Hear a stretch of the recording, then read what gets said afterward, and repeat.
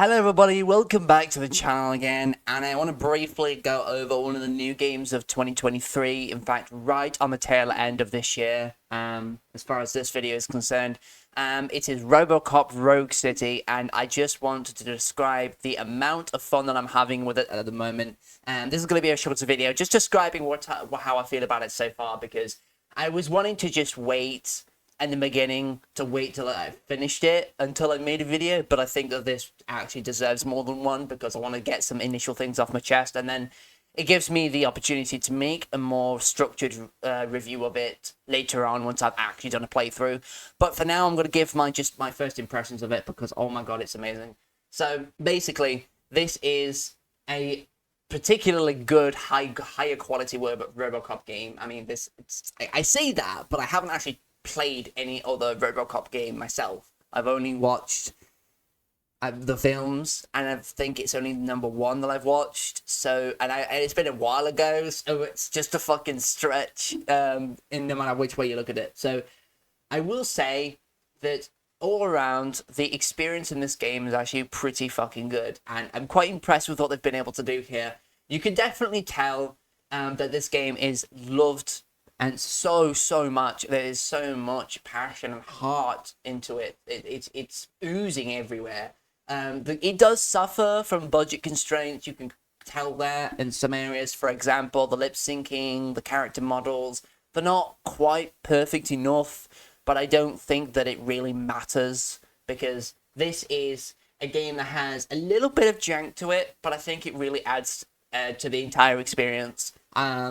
And all the time, for example, you'll have Robocop just being deadpan because, of course, it's fucking hilarious. The gameplay is ridiculously good. For example, you're able to, as you may have seen in some of the trailers for the game, like you can shoot people with your Auto 9, as you should be able to.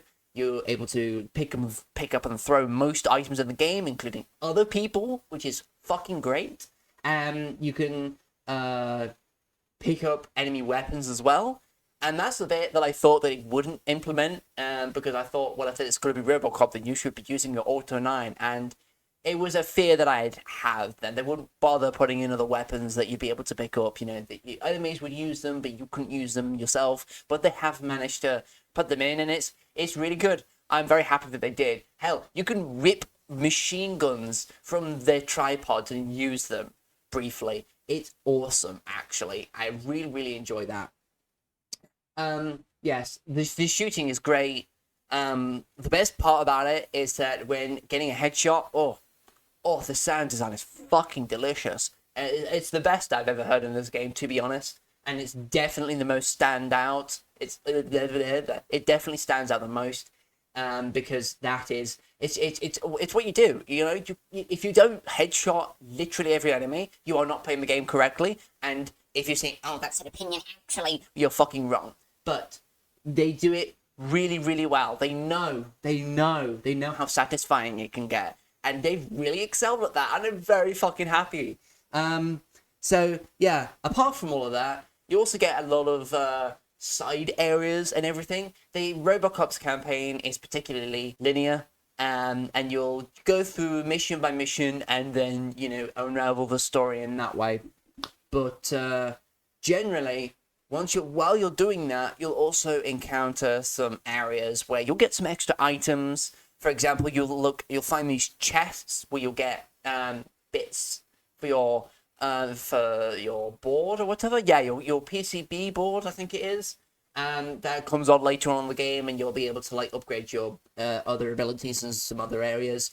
You have your skill trees. So that works when you complete a mission, you get your final evaluation of the main quest and all the side content you do. Funnily enough, time is not a factor. You can take as long as you want, and that will not at all affect your rating, which is actually pretty good, I think. You can tell it's an extremely casual game, and I am all for it. I think that it does not detract from the experience at all, not having the kind of thing, I need to be quick about this and stuff like that, because, you're just enjoying it. You really are enjoying it. But yes, anyway, you have your final evaluation after you complete each mission, and then depending on how well you do, you get assigned skill points, and they can be used for the skill trees that you have. And you have about like 7 or 8 different trees. I mean, they're not really a tree necessarily, but you do have aspects of your character that you can upgrade. For example, you have vitality in engineering and combat. Those three, for example, vitality, you have these what look to be fuse boxes. And you, for example, if you got level 2 of vitality, you can just open one up and just get half your health back instantly without needing to use a charge. And I think when you upgrade your vitality, you will actually get extra charges anyway. So that's really, really cool. Engineering, for one aspect, if you get engineering level 6, for example, you'll be able to open safes and you get whatever's inside them. I didn't go for that area specifically because I wanted to just, focus more on the combat side because I really had a lot. I've had a lot of fun with it, trust me. But otherwise, yes, you can do that. And there will be some other unique aspects about each level that, if you've got a certain trait up to a certain level, you'll be able to like make a shortcut or whatever. But those traits add some little bit of flavor to your playthrough, and I think that that's really good because at the very least, it makes sense. I think that's a gameplay mechanic that's not at all tired. I think that it actually really suits the game that it's in. It's basically made for it, and it does make some incentive to do well rather than just go through the story, and have a look at what all the characters are doing and how everything develops with the level that you're in, the world, how it just lives and breathes and stuff. You're actually doing it to upgrade and get more abilities and stuff like that. So I think that's just a really good implementation. I'm very much enjoying it. Another thing that you can do is Robocop vision, one of the main gameplay mechanics of Rogue City, and I think they've done it really well again because you don't just use it for story beats, which I initially assumed you would. Again, this is because I'm jaded and I've seen a lot of developers not able to fully implement mechanics into their games, but no, they've actually managed to make it more intuitive than that. You can scan a lot of stuff, whether it's related to the story or not, and that is also for when you're trying to find, for example, different items and stuff. They get highlighted. It's a very, very useful system. I think I really, really like it. And it's not at all intrusive, actually.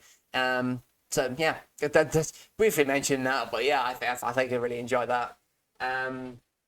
But at the moment, I am currently at the point where you fight Ed 209. I really enjoyed that boss fight. It was quite difficult, and just so that everybody knows, I am actually playing on hard difficulty. The only major criticism that I have at the moment is that on hard difficulty, you still get an abundance of items. There are so many healing charges that I don't need to worry about getting killed. I have died twice, and they've both been at the first boss fight. They've not come to before then, because obviously there have been so many times I can just heal up and continue fighting. And my aim's not the best, but it's not terrible either. It takes, because it's on to 93 round burst, just one burst, and it just decapitates every enemy. So I don't feel like I'm in any danger, which is almost the antithesis of how hard mode works. Of course, yes, there's a mode after that which is even more difficult, but I would have thought that the drops would have at least been reduced a bit, because otherwise, where's the difficulty, I can, at the very least, with the way that your health system works, yes, you have your certain amount of charges, but when you get to under 20%, it just heals you up automatically. So long as I take my time and don't rush things, I won't die.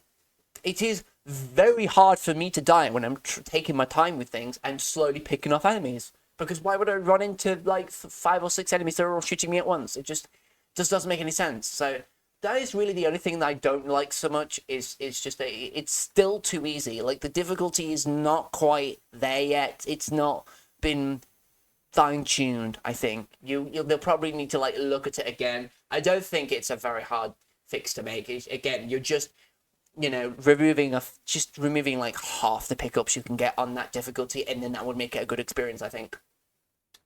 But yes, anyway, on to the last bit, which is obviously Ed 209. The reason I mentioned that part of the game as well is because it has a little section before the boss fight. And, you know, I mention this because, you know, if you have Ed 209, of course it's going to malfunction, like it does in the film. It's obvious. If they didn't do that, that would be a disservice. That'd be disappointing, wouldn't it? Like, it's kind of assumed, you know? But anyway, before them, it's your ally, and you go and kill loads of people with it. Very cool.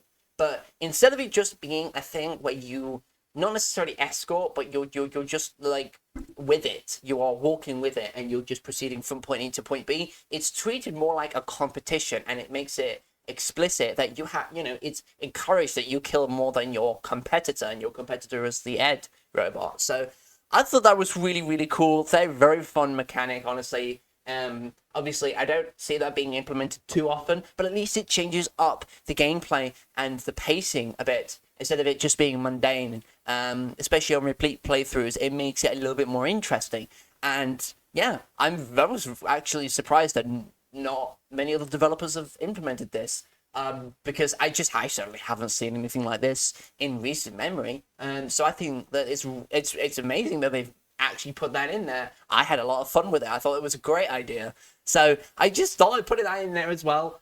Again, really, really nice idea. It does mean that it's not just the same shit. It is at least a little more interesting up until you get to boom.